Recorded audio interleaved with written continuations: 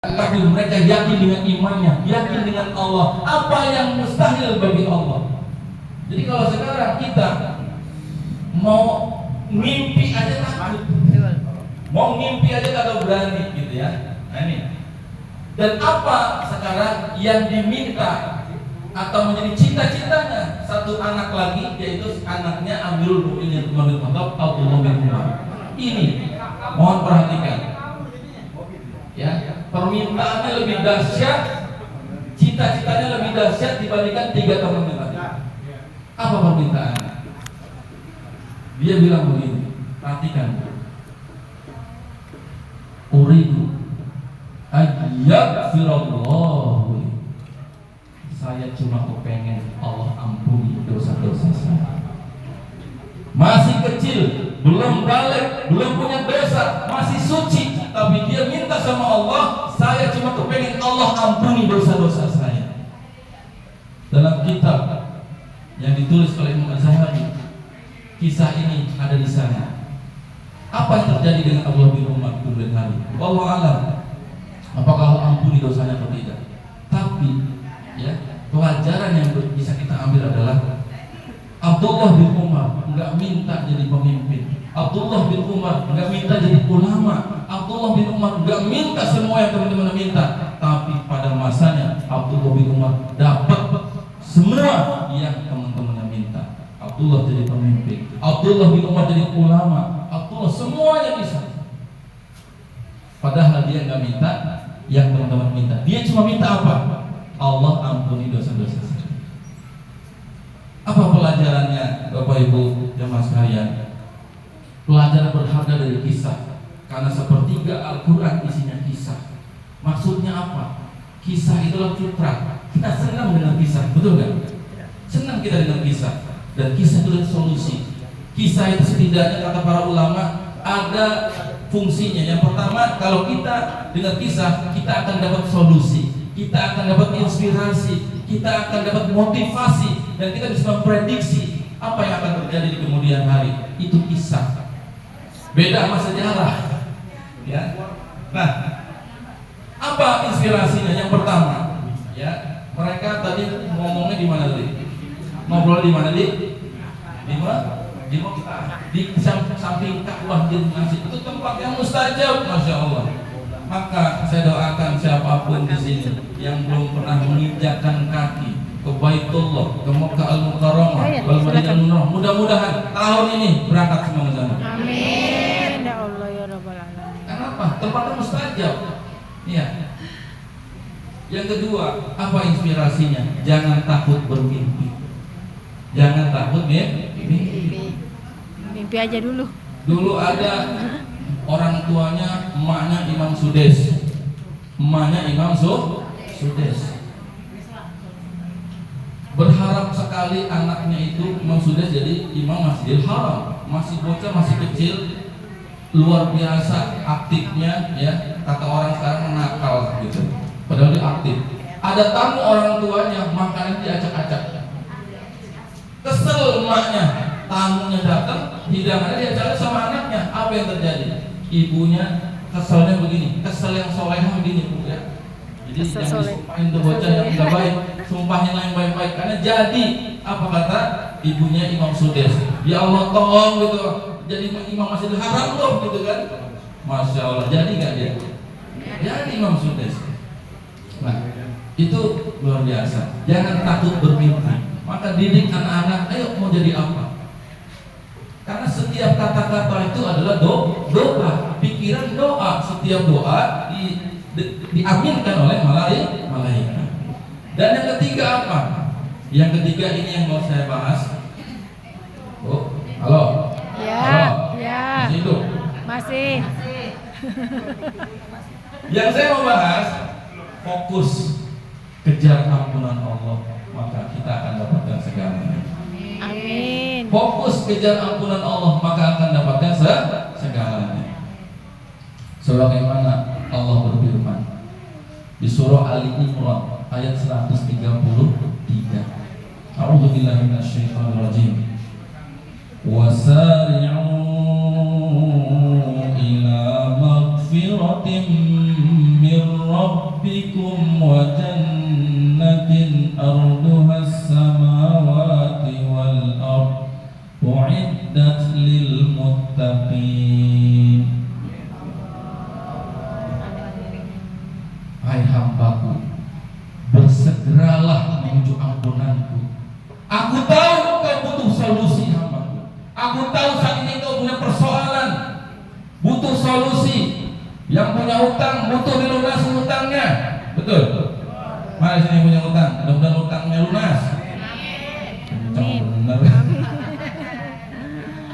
Aku tahu ya, kau butuh rezeki. Aku siapkan, butuh keberkahan. Udah disiapin sama Allah semuanya. Tapi yang engkau lebih butuhkan, bahkan kita butuh kesembuhan kalau yang sakit. Aku udah siapin semuanya. Apa yang aku nggak bisa? Kecil bagiku. Tapi yang engkau butuhkan bukan itu dulu, kata Allah.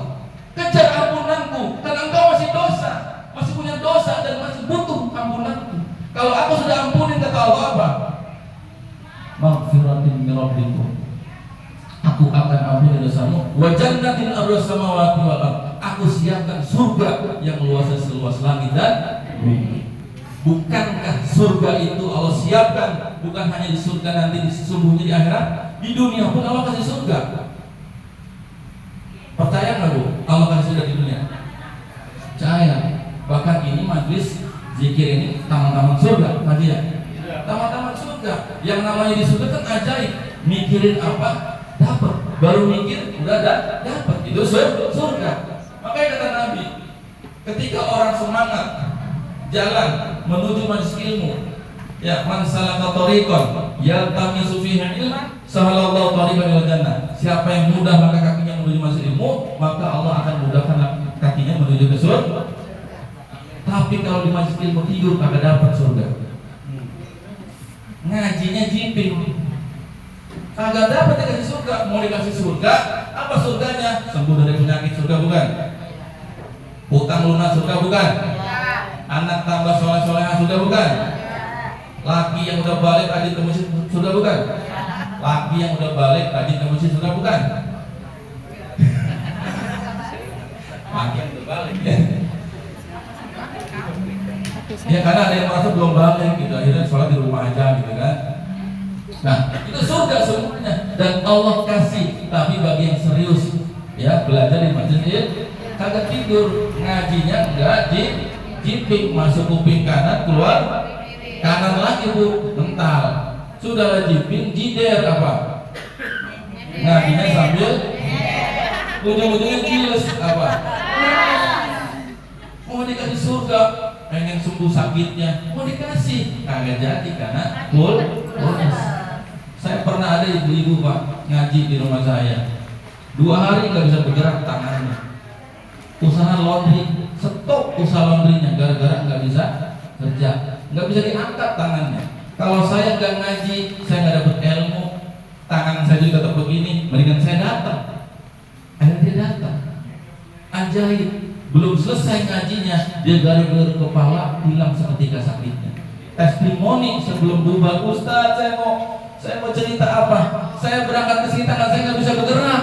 Ajaib, sekarang bisa gerak-gerak Ustaz. Hilang seketika. Itu yang kita mau ngaji itu dapat apa? Dapat surga. Nah, itu kejar ampunan Allah, maka Allah akan kasih satu lagi tentang penyakit. Ada kawan saya dokter, namanya Dokter Krisanti, rumahnya di Kayuringin Bekasi. Dokter kecantikan, divonis umurnya 6 bulan lagi COVID, 6 bulan lagi selesai. Karena apa? Dia pengidap kanker payudara stadium 4. 6 bulan lagi hidupnya belum pakai jilbab. Dokter, pasiennya orang kaya, shock lah dia, nggak terima dia. Kenapa Allah kasih ujian saya kayak begini? Tapi dia terima nggak terima, tetap 6 bulan lagi dia mati, kata dokter yang meriksa dia. Apa yang terjadi kemudian? Akhirnya dia mau nggak mau dia terima. Ya udahlah ya Allah, kalau memang Engkau menghendaki umur saya 6 bulan lagi, siap ya Allah. Tapi ya Allah, izinkan hamba sebelum Kau cabut nyawa hamba, izinkan hamba minta ampun dulu. Takut juga di neraka. Izinkan hamba minta ampun dulu, dan hamba mau minta ampunnya enggak di sini, enggak di Indonesia. Hamba pengen langsung di rumahmu, di Baitullah, di Mekah Al-Mukarramah. Singkat cerita, 2 bulan Allah mudahkan dia berangkat ke Mekah. Pas Ramadan, Masya Allah, apa yang terjadi? Di sana dia nggak minta apa-apa, kecuali dia minta ampun. Semua handphone dia stop, handphonenya banyak, tidak mungkin di stop semua, dimatikan semua. Keluarganya nggak ada yang bisa menghubungi, teman-temannya nggak ada yang tahu kalau dia pergi umroh. Dia cuma fokus minta ampun. Bahkan pernah dia bilang, saya sujud, orang bangun 2 rakaat, saya masih tetap sujud karena saya nggak bisa bergerak. Karena saya masih nuntut sama Allah. Kenapa ya Allah? Saya masih bertanya, kenapa saya dikasih ujian kayak begini? Begitu saya ingat, oh iya saya disini cuma minta ampun, ya sudah, ampun ya Allah, baru dia bisa bangun. Dan saat dia tawaf, kita mencari asli masih hidup orang sekarang. Itu dia keliling Ka'bah, tawaf, ada yang kasih kain kafan di kepalanya. Nggak tahu, gitu kan? Ternyata kain kafan putih. Kain itu masih ada sampai sekarang.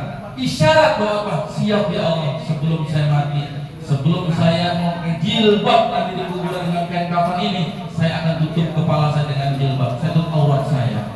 Akhirnya dia pakai jilbab orang itu. Setelah dia pulang, Allahu Akbar.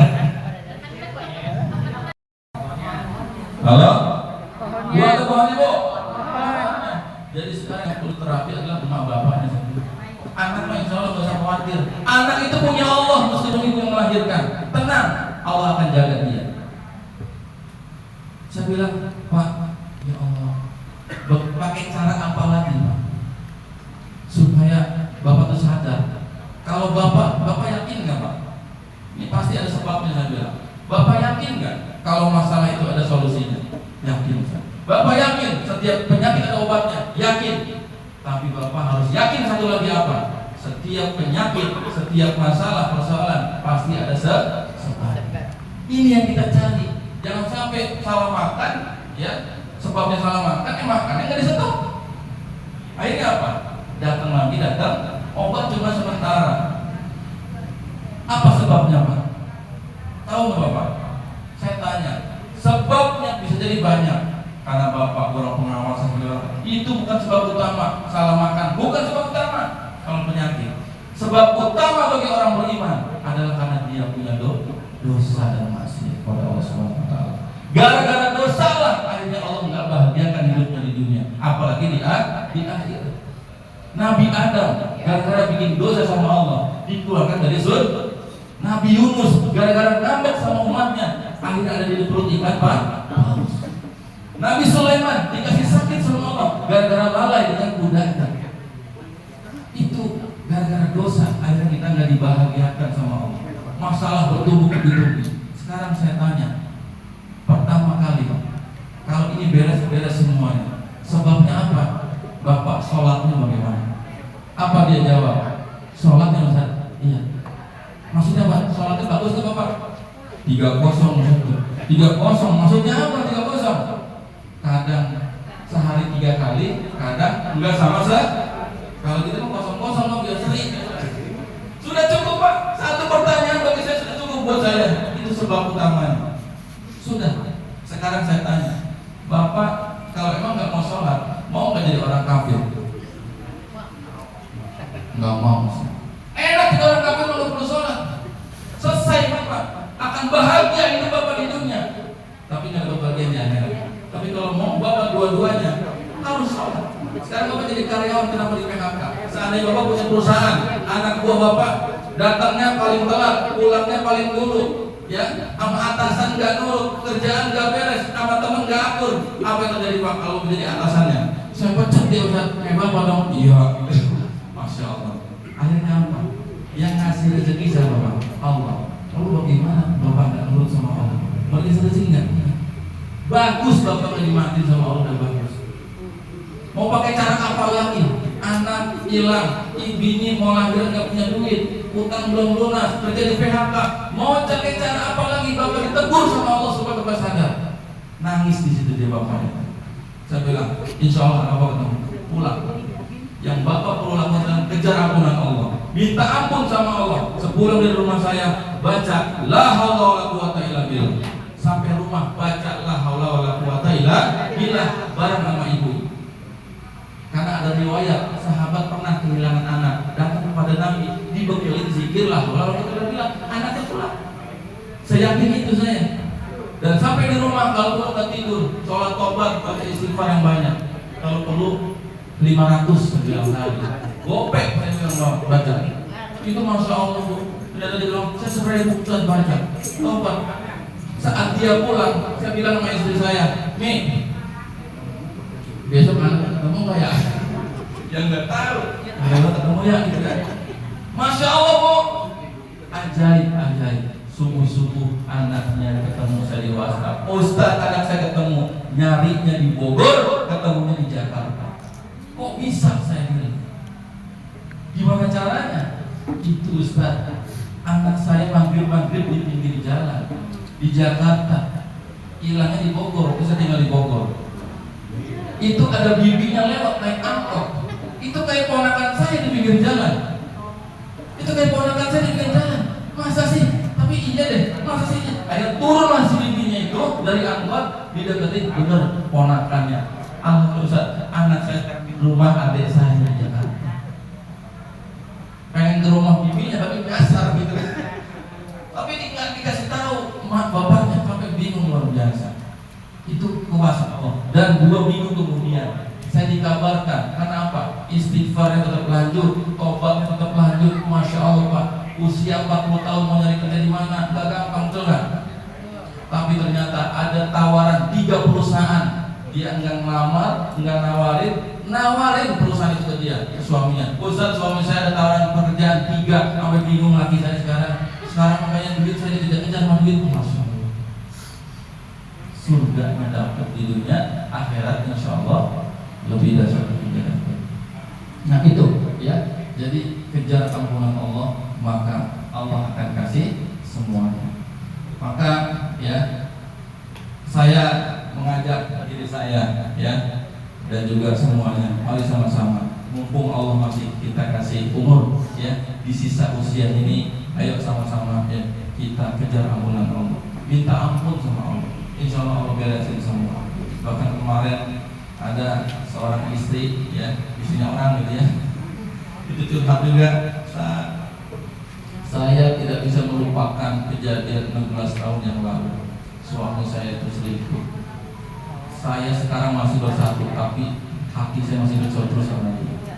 Alhamdulillah, seketika Allah ubah. Dengan cara apa?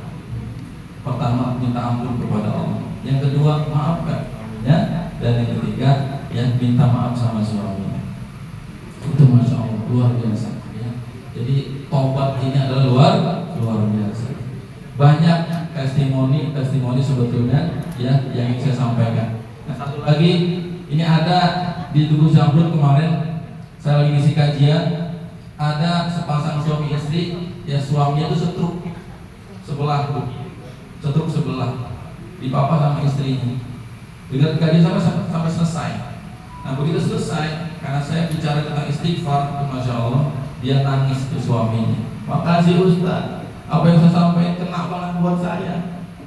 Ceritanya 2 bulan sebelum dia penyakit stroke itu, dia sering selingkuh sama orang, dan selingkuhan yang diviralkan, didokumentasikan. Bininya tahu, teman-teman tahu, tamanya sengaja.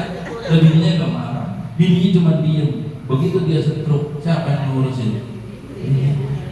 Nah begitu dia dengar kajian saya, udah berobat kemana-mana, nggak ada kesembuhan. Ternyata apa? Obatnya cuma satu, dia minta ampun sama Allah dan minta ampun sama istrinya, dipeluk istrinya, mama yang salah mama. Alhamdulillah ya, 2 bulan kemudian dia sekarang sudah bisa kerja lagi, sudah sembuh, sudah masya Allah, sudah bawa mobil lagi dan sebagainya. Itu berkat ampunan dari Allah Subhanahu Wa Taala. Ya, hari ini kita bisa jadi seringnya apa? Fokus nyari solusi, fokus nyari kesembuhan. Ya. Sehari 2 hari, padahal apa?